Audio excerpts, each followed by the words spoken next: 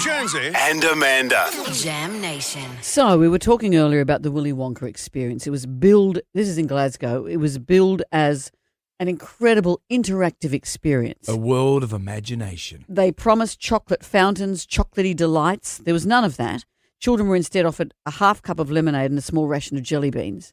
And there was sort of like a local version of a NIDA graduate standing in a costume. Yeah. That was pretty much it.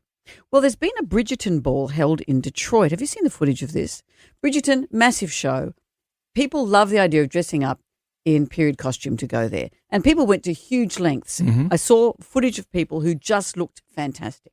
What they were promised was that they would be stepping into an enchanting world of the Regency era with all the, quote, sophistication, grace and historical charm of a typical 19th century night of luxury. People paid up to $1,000 for tickets. Some of them were $150, but up to $1,000. There's going to be dinner, an orchestra, professional photos and a valet, and all the puncy stuff that you would love from all the Bridgerton and stuff. All the Bridgerton stuff. Instead, well, there was nothing. Instead, there were tacky decorations. There was one lone violinist. There was no orchestra. I saw in the corner of a room there was a vase with a plastic flower in it on the floor. Right. That was it. And the entertainment was a woman in a G-string on a pole. Oh, it's not so bad then. And she said that she was booked just a few hours before the event. And the food, they ran out of food, some of which guests said was served raw, and it was just handed out by a woman in a jumper and jeans. And people were leaving. I'm looking at something here that says the event started at 6 o'clock. At 7 o'clock, they watched 20 people leave. And you've paid $1,000 Yeah, for paid that. up to $1,000 to be there. At And least then, Ned Kelly wore a mask. what about this? There is a US-based cookie company that has gone viral. It's like In-N-Out Burger. You know, suddenly Australians are going, we want this stuff. What is it? What is it? It's called Crumbl. Sounds like a dating app, doesn't it? Crumbl. Crumbl. And so Sydney-siders were told that Crumbl was coming to Sydney. So people lined up for hours to get their hands on official Crumbl cookies.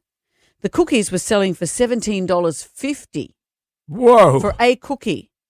And what happened is that they were kind of duped in a way because it was a fake pop-up shop in that it wasn't the official company at all selling their cookies to us Sydney-siders. Someone had gone and bought a stack of them in the States and was just reselling them. I just brought them home. And was reselling them. How'd you get them through the quarantine? Well, the organisers, when all the beep hit the fan, they broke down their profit and costs, saying that there was never their intention to rip anyone off. We haven't really made any money because it was expensive to import them. It's all been above board, et cetera, et cetera. But people have thought that they were getting access to the official Crumbl cookie. Instead, it's just old mate who went over and bought some and ran out very quickly. P.T. Barnum said it, there's a sucker born every minute. Yeah. I've never queued up for anything. What about, have you gone to an event? It's not so much queuing up. Have you gone to an event? Oh, and there's one that you and I were involved What was that with. one? Remember the American Chopper show when the American Chopper guys came here? And what were they supposed to do? They were supposed to have this big event. This is a long time Yeah. ago, 2005, 2006, when American Chopper was huge. Yeah. And they were going to build a chopper on That's stage right. and And then give one give it away. away.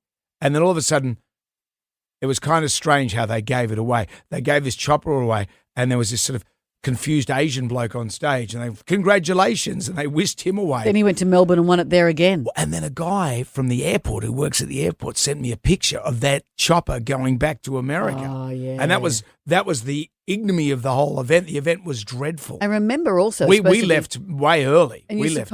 weren't you supposed to be interacting with all the stars of Yeah, American and they didn't want to Chopper? talk to anyone? No, they didn't even, they came out eventually to wave from a balcony in Homebush. Because they got you and I, because we hosted the press conference. Yeah. Remember that? They came here, Yeah. and it was very successful, although you hogged all the questions. I didn't hog. You asked Paul Sr., so tell me about your moustache. How do you keep that so supple and soft? And then do you And remember? then 20 minutes of that was him talking about moustaches. Do you remember though, I didn't see a glass door and I bunked my Yeah. head. I went into So- it like a budgie. So this is my moment to shine. Moustache, and then you walk in and everyone's fussing about you. And then in Well, the I meantime, almost passed out. well, watch where you're going. And so that event was a So bit then of a they disaster. asked us, they said, well, will you come out to Homebush and do the next event? And it was a totally different event. It wasn't the press conference. The boys they weren't very good at all. No. Well, they weren't made to be those stars. No, they're bike mechanics. It's like the Duck Dynasty guys. You know, you get a show and it's all going to fall in a heap because you get exposed as being the kind of people that do those kinds of shows. But people paid good money to go and see them.